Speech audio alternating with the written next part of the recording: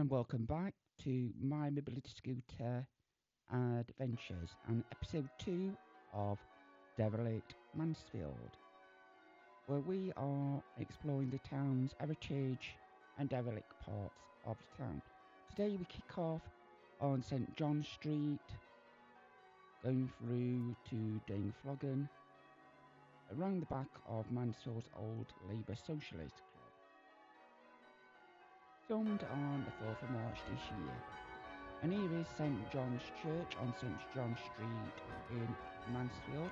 This church is used for the recording of BBC Radio Nottingham's Christmas Carol service that is broadcast twice a year, and one episode is broadcast on Christmas Day. To the right of the church is the former St John's School, which was part of the complex being the church school.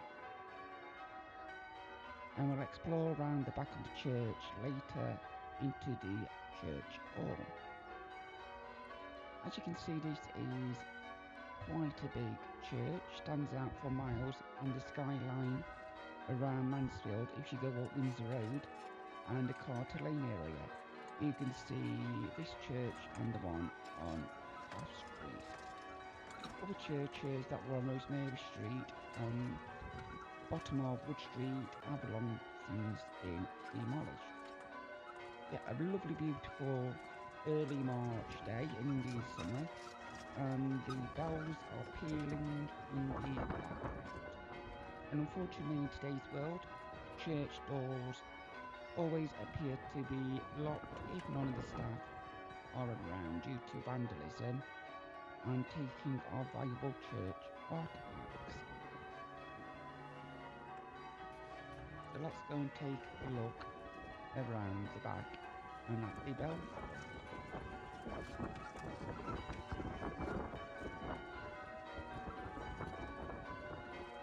So we continue round,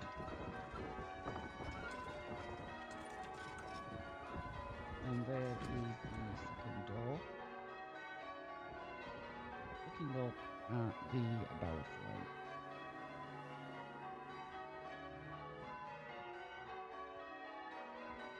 That be the door to access the church bells. The white building in front is Church Hall, where Prince William, the heir to the throne, once visited.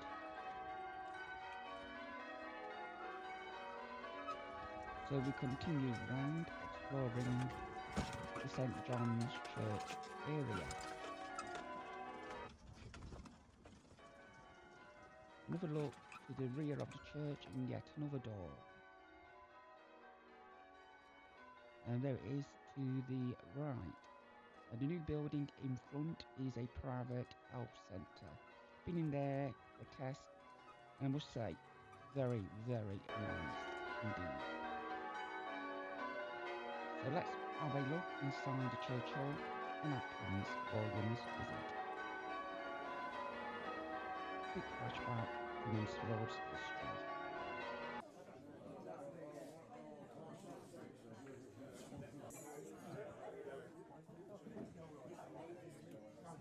There we see Prince William greeting guests, volunteers and homeless people of Mansfield.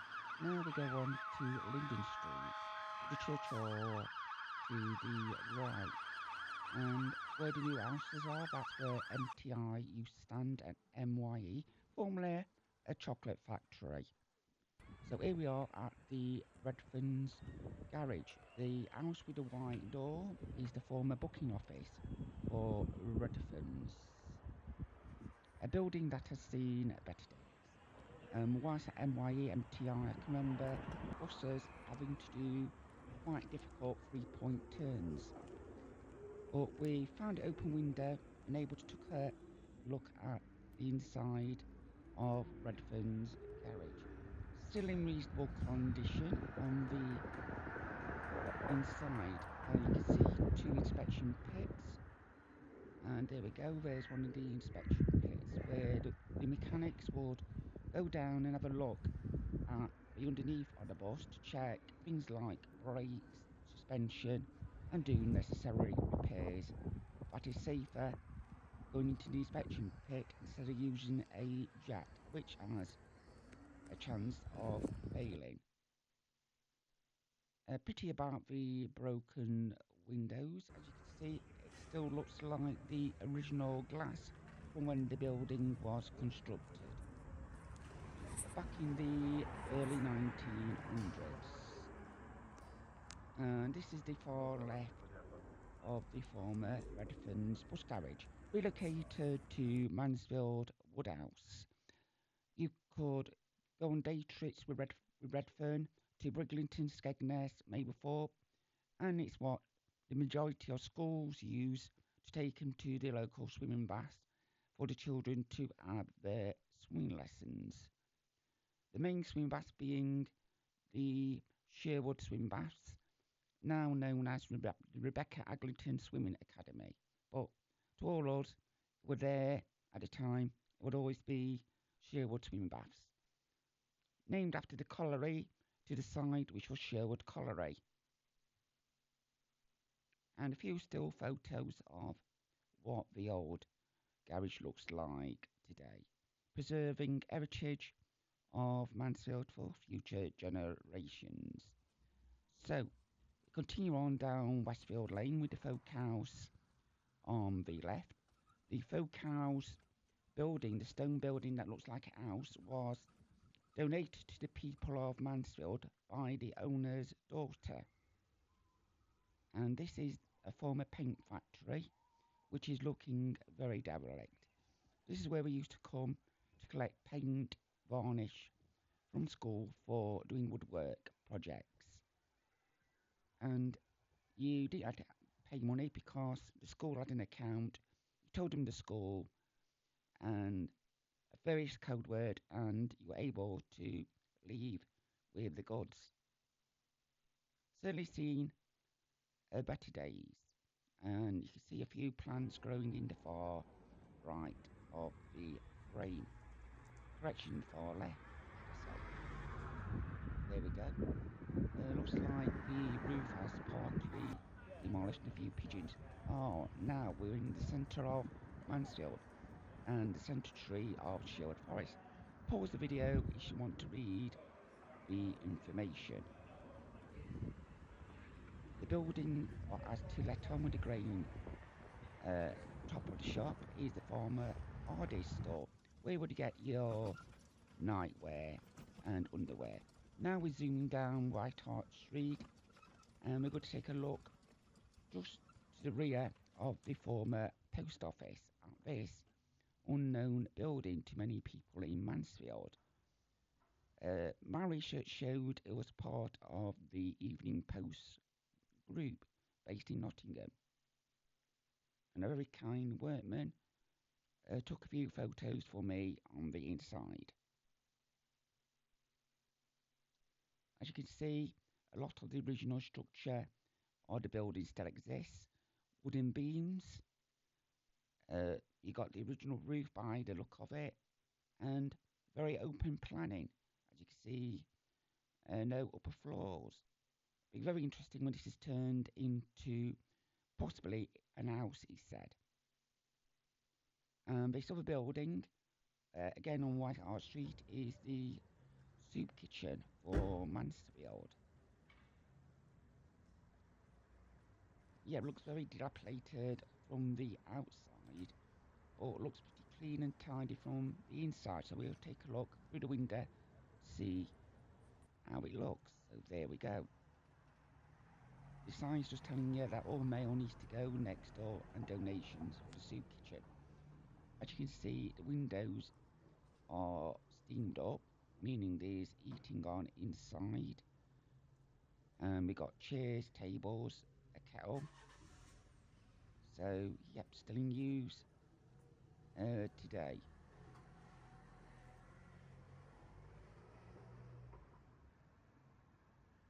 So there is a former jewellery store in Mansfield, now a former taxi shop. And here's this guy again. a person resting after a weary day on a pedestal in Mansfield. Research suggests he was a bowler that used to live in Mansfield for a cricket team, but probably that information is incorrect. And there's the rear of the pedestal, and there is the Soup Kitchen charity shop. And if you look at the coloured sign, you will see Soup Kitchen. There is a very old traditional pub in Mansfield, and this building, what is to let, is Ben Bradley's former constituency office, the former Conservative MP for Mansfield, until he was voted out in 2024. Now we're at St. Peter's Church, and again the bells are pealing, and today the church is open. We're unable to go inside the camera as it was being used as a crash. In a very nice stone monument indeed. Beyond that is the older part of Mansfield that still exists. Most of the area, especially on Stockgate, was redeveloped in the 70s to build the Four Seasons. And prior to that, there was the Granada, where Cliff Richard and the Bequels once attended. And the building there in the centre of the picture is St. Peter's Church Hall. Also used as part of a homeless project, also used for creches by the local college, and various youth projects.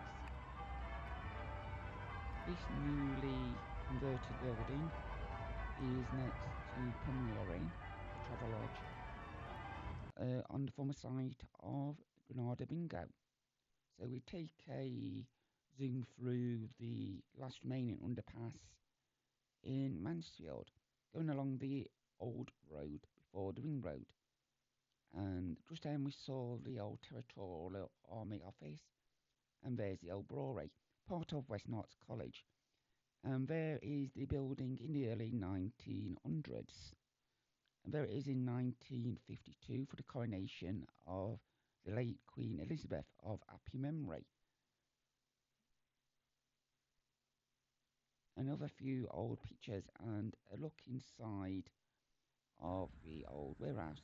Here's an interesting relic of Mansfield, the old park keeper's cottage on Churchfield Park. Very basic on the inside, a couple of chairs, a sink, and a point to brew a drink.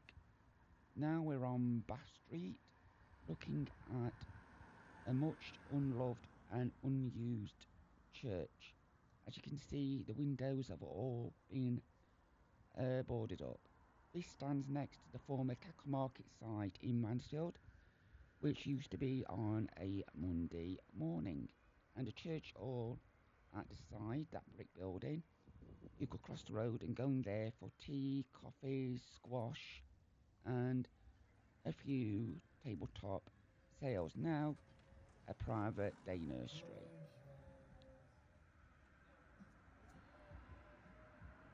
And yeah, sad times that the windows are to be boarded up due to vandals and to protect the stained glass windows.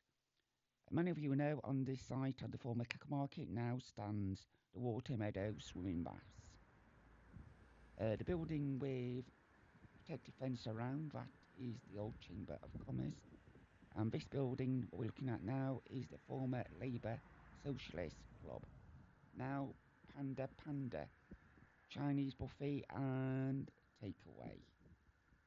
Certainly changed its use from a socialist meeting area / Labour Club to a takeaway. So next, zoom up this old road at the back of Mansfield and take a look at a Tudor design building and a former dance studio in Mansfield.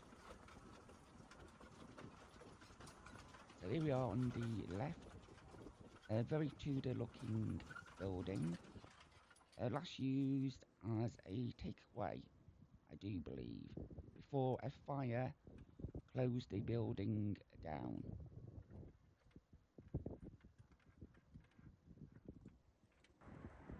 Here we go, the former dance studio. This is being redeveloped by Mansfield District Council into one-bed flatlets for young people with a communal social area, communal kitchen, and a couple of bathrooms, male and female. And there we go. There is the building at the time it was a dance studio. Look at the difference to the windows and the doors. A very popular venue, I'm led to believe. Now we come down towards Sports Direct building. And the building there in the centre of the picture was the old MTI and NYE recruitment building office. So there we go. There's the front of the Tudor building and the takeaway. So we'll have a zoom in at this sign to see what it was called. There we go. The Mint Winners. But like I say, unfortunately due to a fire, it was closed. And here is an old aerial photo of Mansfield. Note bottom centre is the railway sidings where the Mansfield station is today, and the sidings are where the co-op food store was built. And also note the old police station bottom left, bottom right is the old police station, and bottom left is the old Victoria Street dole office. Centre left is the old Rosemary Street Church and the Empire and Rosemary Street School, with Rosemary Street Centre being just above, with Granada being in the centre of the picture where artists like Cliff Richard and the Beatles attended. And as you can see, Mansfield was a bustling marketplace back when this photo was taken, and the main road through Mansfield was one direction in each way. So now we go a little bit more to the modern days and the development of the old market site in the bottom right corner to the water meadows. And just below that you can see the Titchfield Park tennis courts. In the centre of the picture you will see the old DHS building. Centre top is the old co-op food place with the car park and Mansfield Station behind it. And Mansfield Police Station is just in the centre of the picture. The white building was the old courthouse, and you can see the blue writing that tells you where the police station was. To the car park to the left, I believe that was an iron infirmary, but I've not been able to find any pictures of that building. And on top of the Mansfield Police Station was an old air raid siren, part of the carrier control system, which was sent down the talking clock lines. So if you ever wondered what the speaking clock was for, it was to set off all the air raid sirens around Mansfield. One being on the police station, one on Moor Lane, one on Newgate Lane, one on top of Mansfield Fire Station, one on Carter Lane School, one on Iocombe, one on Sherwood Colliery, one on Clipston Colliery, and various other locations in the local area. There it is, a side of the grey box and a white arrow pointing to the right was the town centre's air raid siren, which thankfully was never used in anger. So here is the picture of the old police station and the new extension. The front part is the original police station from the 1800s, and the bit to the right is the new part that was built to extend the police station due to all the redevelopments of Mansfield and the town getting bigger. There were also police stations in Forest Town, a police station in Mansfield Woodhouse, police houses on Ladybrook, and a police station in Kirkby, and a slightly bigger one in Sutton in Ashfield. They all apparently have merged with the new police station on Central Road in Mansfield, the site of the former town's main station. And yes, Mansfield in the 60s did have two stations. The branch line we know today, and the main line that we used to use to go down to London, Skegness, Mablethorpe, etc. And Mablethorpe did have a station also, and there we go.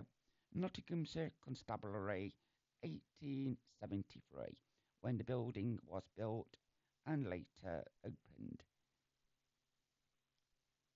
So let's have a look at what it used to look like before the redevelopment of that particular area, and there we go. As you can see, the old warehouse in the back where Sports Direct lies now. In the centre of the picture, we're now looking at one of the older pubs in Mansfield, which sadly has fallen into disrepair and had a fire in the early part of 2025. The shop with the blue board on was a florist. We had an arcade in the same row of shops and a place where you could get your musical instruments. And to the right was Mansfield Computers.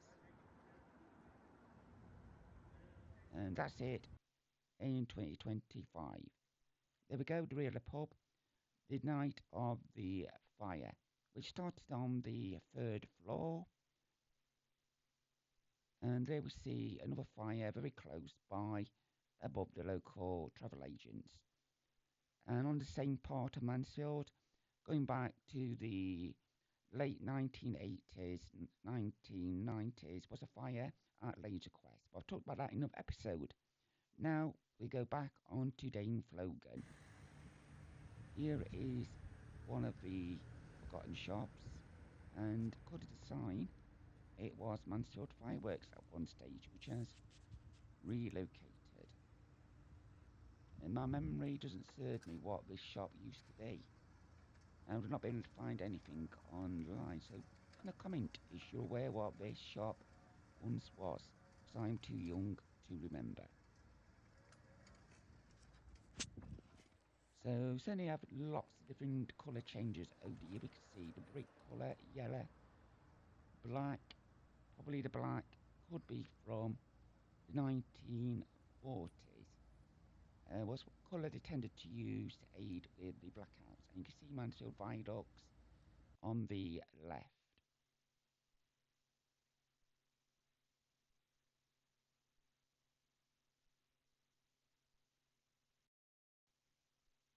So let's continue up Dane Flogan Street and see what else we can find. Now this stone building is another building I've not been able to find much information on, but I recorded it to preserve the history and what Dane Flogan Street looks like in March 2025. As you can see, there are trees growing out of the roof, and the local council has purchased the building for redevelopment and has professionally blocked the windows up. And there we take a look at the building in its heyday before it fell into disrepair. Now this building has seen use in recent years as a government project known as Action for Employment. This was the Young Persons Centre for young people aged 16 to 19, where they would come to develop the social skills, job seeking skills, IT skills, and could do a qualification at level 2 or the final year of a level 3. This building had quite a lot of money spent on it and had computers, social area, a canteen, meeting rooms.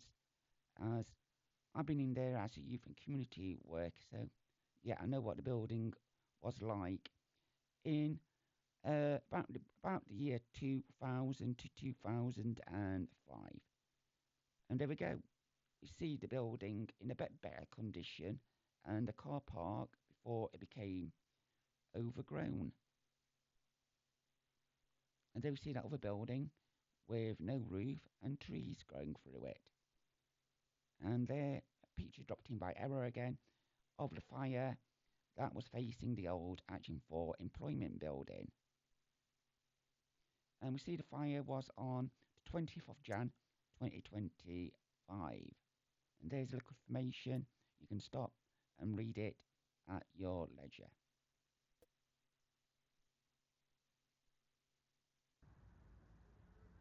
So there's the pub today in March 2025. You can see the windows remain open and you can see some of the fire damage. Certainly it's quite a bit of money spending on it to bring it up to a standard where it can be used again as a pub. There's the building. Was using the drop-in centre for various young people, for drug advice, alcohol advice. You could go there for certain tests, be done off the record, so it wouldn't have to go through your doctors. So it wouldn't affect applications for like mortgages, etc. Yes, well, but these projects have now either long finished due to funding or have moved locations. And one of the places you could go as part of the Needle Exchange. And there's the building before it was purchased by Mansfield District Council and boarded up. So now let's take a look down Dane Flogan Street. And as you can see, definitely been well boarded up. So there's the Old Village nightclub, a very popular night location in the 80s and early 90s. At this time, I do believe it is disused, and there's the Mansfield Viaduct. So let's take a peek around the back of the village nightclub. Mostly being used as car repair places and garages. In recent years, the village nightclub has been a place we could hold children's parties with climbing equipment, old computer games, and things for young children to do for a birthday party. It's also been used as a food shop. And there we can see St. Peter's Church in the background. So quick spin around at the back of the village nightclub. And there we go in centre picture, St. Peter's Church, for references of how far we've come on this journey. So now let's continue down Midway Street in Mansfield, with the village nightclub still on our left. And on our right, we've got a European food outlet.